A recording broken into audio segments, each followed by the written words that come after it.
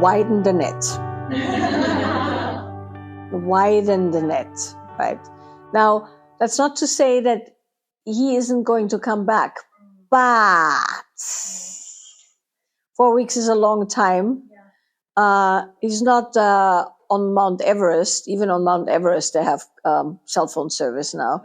So I'd like go, okay, well, maybe you want to be universally more attractive. Yeah. And that's, by the way, not to say that he's not into you and that it wouldn't happen, but there's a certain kind of a man. Of course, that's the very attractive kind. Exactly how to say this. I had a thought, but I'm going to park that thought for a second. There's the kind of man who we find wildly attractive, who's not that interested in, not you personally, but in maintaining relationship at all cost. Right? And the problem, of course, is that if you like someone and you go onto safari, let's say, right? Mark, we'll double check that with you later. Because Mark has been out there in the African bush for weeks on end. You do have cell phone service on occasion. On occasion. Would you text somebody you like from there? Yeah, we send in some pictures. Yeah. That was what I was considering, if I should get an expert opinion, right? Yeah. So Mark is an intrepid explorer. He goes out there with the Land Rover in the middle of nowhere, when the lions and the tigers and the whatever, the bears, oh my, no bears or tigers in Africa, but you get the idea, giraffe and wildebeest, oh my. And if he would think of someone that he likes, he'd send some pictures, right? So the fact that you're not getting that makes me go, this is a guy who is into things that are not relational to, right? It's not that he's a bad guy. It's just relationship isn't a priority. And the thing is, if you want relationship to be a priority, you need to pick an adventurer who also likes to share his adventures, right? Doesn't have to be a homebody, doesn't have to be around all the time. You don't have to go on every travel with him, but an occasional sunset picture, come the fuck on, right? Yeah. You know, no man has been killed by typing that sentence, if you know what I mean. Yes. So it's not like he typed that and then fell off the cliff before he was done, you know. Yeah. I know it's very tempting, but don't, right? Now, of course, the problem with saying this is that I'm saying this from the other side. Meaning, right, I've been there, we've all been there at least once. And of course, we always feel like this is some kind of game that women play with themselves. If we can get the guy who doesn't respond to respond, then we are better than all other women on this planet. It's some kind of weird shit. And you have to resist that urge. Yeah. This has nothing to do with you or your self-worth. It has everything to do with him and his orientation. Yeah. And, if he's not oriented that way, you're not going to suddenly make him oriented that way. Yeah. But of course, you know how this goes is you're going to come out of the session and there will be a freaking sunset picture.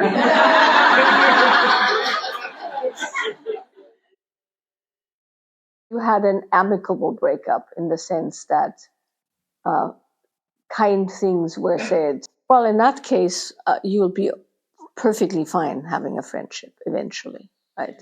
Meaning the only reason to not have a friendship is because damage has been done that can't be repaired or that's not worth repairing. But you do need time, right? You do need time because, of course, where it gets really difficult is you had a good parting, right? Now space needs to be taken. It doesn't have to be all radio silence or something. Yeah, but taking a bit of time apart, and also not sharing too much of the day-to-day details, because that sucks you back into the relationship. Yeah. And you want to wait with the friendship till you are far enough out of the relationship that personal details do not upset you anymore. Right? Because somebody will start dating again, right? And then the other body is not going to be too happy about that until enough time has passed. Yeah. So, yeah, I'd say light touch for a while, but then of course you'll be fine, and I know quite a few people who have very deep, almost like familial relationships with their exes, in a really lovely way, and where it's not an issue at all. And I think that's entirely possible. Also, don't be too hard on yourself for that, because you got to have something that keeps you getting up in the morning, right? Meaning the orientation of healing and maybe reunion happening is a good orientation.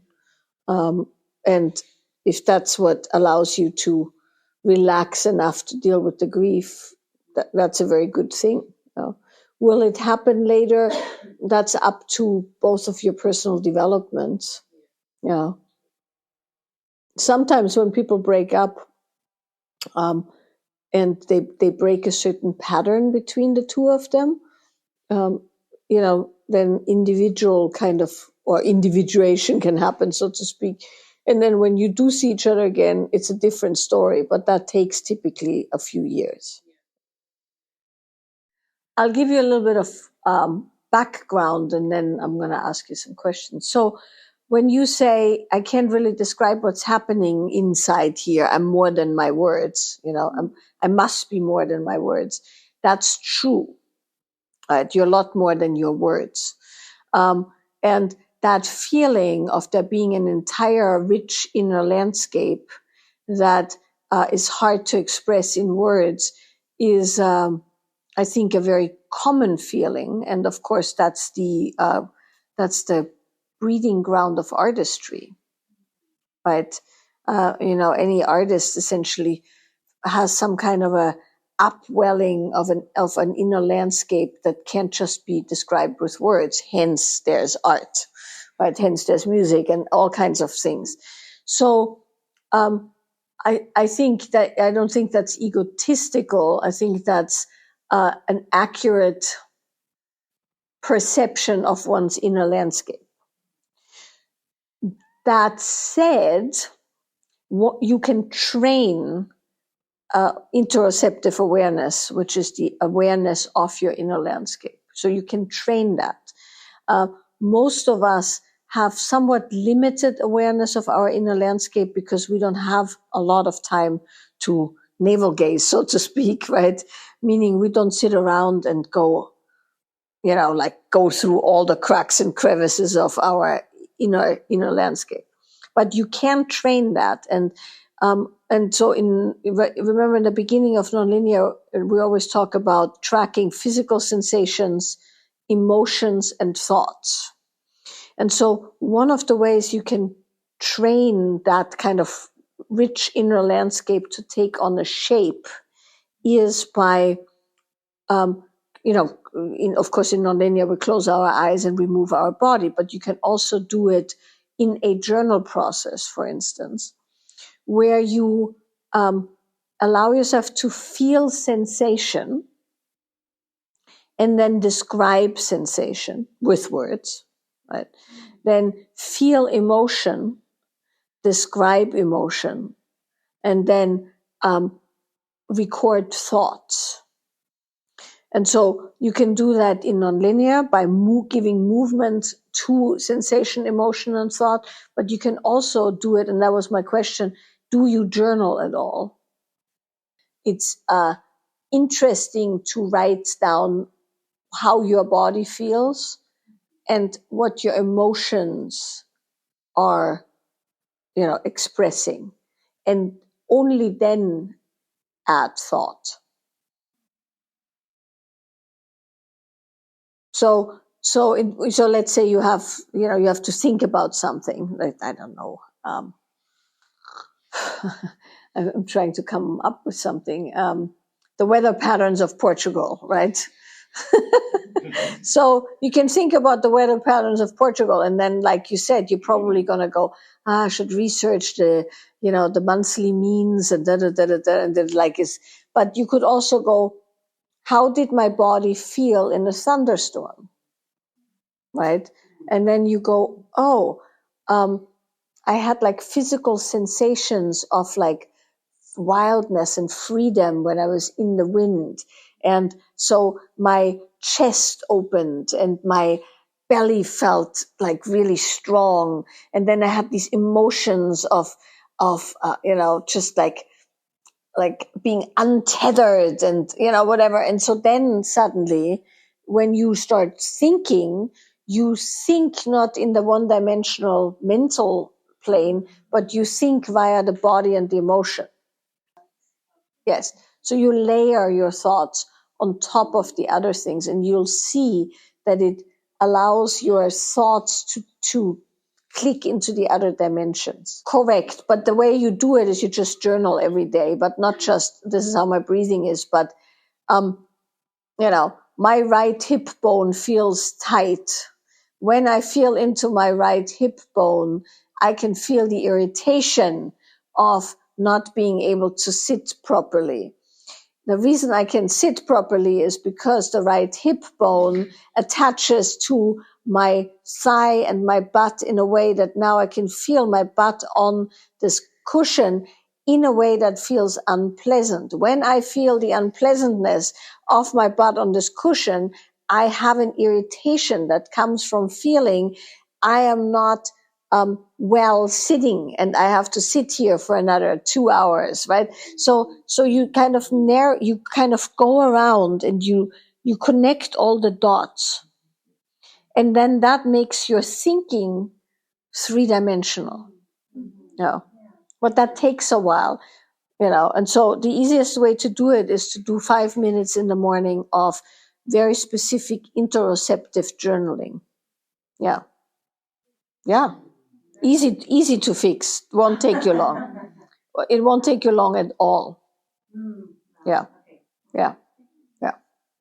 Okay, let's see. Yes. Well, the simplest way to describe dark versus light as a bodily expression, right? Your body as a woman expressing different, let's say, tonality. But we can look at these flavors like Josie looks at colors, right? The colors that go with your typology, that's your home flavor, right? So you're a winter, or what is she? Yeah. So that's your home flavor, right? So that's a tonality that you're at home in. Now, your home flavor is of course colored by your traumas and let's say draped over by your traumas. But as you release more and more of the traumas, who you become is your home flavor, wherever that sits, right? And then from there, you can go lighter in texture and color, so to speak, or darker. And so what you call the dark feminine is simply the deeper expressions of your body. Now, deeper expressions mostly means literally the lower parts of your body. So if you're thinking about, let's say, the mistress of boundaries, which we did last night, right? That's super low. There's like low center of gravity. Nobody pushes her over, right? But then we'll think of like whatever angelic love light, right? And it's all up here. There's clouds. There's, angels singing, there's gauze. So, so the center of gravity is a lot higher. And the expansion goes upwards versus downwards. So instead of thinking of swords and armors and Kali and fangs and stuff, you think it's much more instructional to feel power in your body based on tonality. So the power of the light flavors is the vastness of the finer realms, so to speak, where you tap into, the ethereal realms, so to speak, and where your heart and your movements and your attention goes up, out, all around. It's light, it's soothing. Like, for instance, that last flavor, right, was extremely soothing, but it wasn't super light. It was somewhere in the mid-range. And so dark flavors can also be soothing. Not all dark flavors are deathly and destructive, but they're down. Their power comes from the hips, the thighs, the relaxed pelvic floor, the strong, standing on the ground. So that's a much better way of understanding your dark versus light.